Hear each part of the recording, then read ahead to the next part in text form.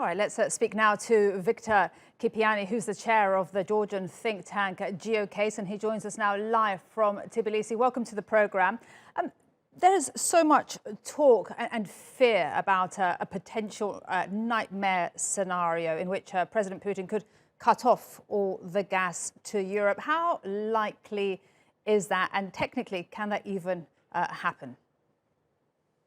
Indeed, there are so many unknowns in this crisis, and there are many unknowns, there are many question marks from military standpoint, but there is also many question marks in terms of a political endgame of the Ukraine crisis. The principal points which I should necessarily emphasize that the crisis is not just about Russia versus Ukraine, it's about much bigger stake. And that stake is about future order and security landscape in Europe. So you mentioned the gas issue, but I think that at this point of time, the Western order faces many challenges and many, it's sort of, entering into uncharted territory. So it's not just about energy supplies. It's about how to build up an effective deterrence. And again, my understanding and the perception that there are not ready responses yet on the table at this moment.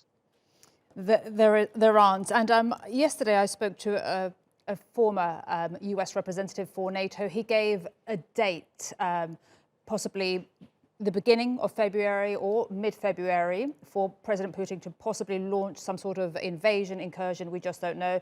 There's also news reports that President Putin is waiting for the Beijing Olympics to finish and for that to be a start date.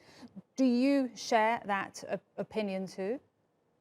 Of course, I find it very hard to make any speculations on any guess about exact or precise date.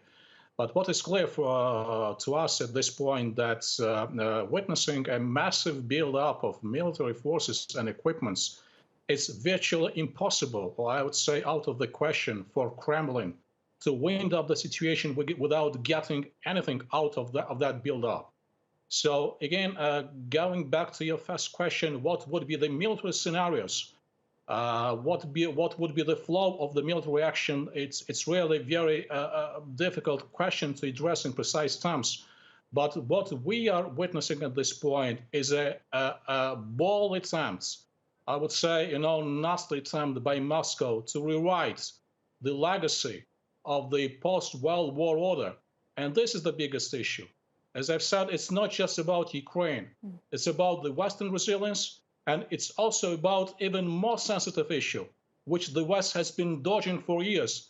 What to do with the so-called buffer states in the Russian neighborhood, including Ukraine and Georgia, which have and willing to exercise their free choice in their foreign policy decisions. So I think, this is the biggest issue which the West has to address, both from military standpoint and from policy-making standpoint.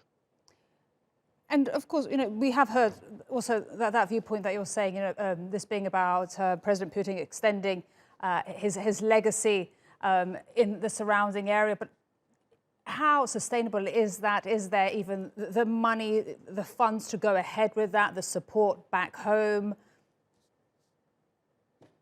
The curiosity and the implications of this standoff is that there is so much interdependency and there is so much the interconnectedness between the West economy and the Russian economy that on the West side, without taking right steps at the very right moment to dismantle that connectedness and that dependency, I think that we all find ourselves in a very precarious situation when either, regardless whether it goes to energy supplies or any other connections, money flows, et cetera, we're so much connected to the Russian system. And that is, of course, poses the question in the security field. It's not just about economy. It's about security, it's about defense, and it's about military resilience. So I think that's the West and including Ukraine and Georgia, we found ourselves in a very, I would say, tricky situation when we have to step beyond the comfort zone. However, what would be those practicable steps to implement that action of stepping beyond the comfort zone in which we've been staying for years and years? I think, that's the biggest issue on the agenda at the moment. Thank you so much. Really good to get your perspective, Victor Kipiani. Thank you.